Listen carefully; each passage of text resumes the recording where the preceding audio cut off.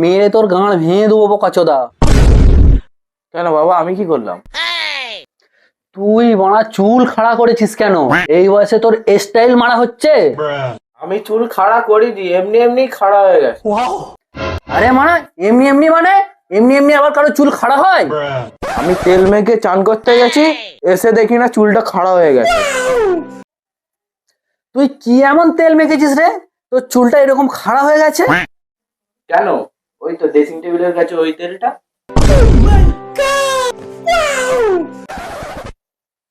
হাট বোকাচোদা, তুমি আমার এই তেলটা মেখে ফেলেছো মাথায়?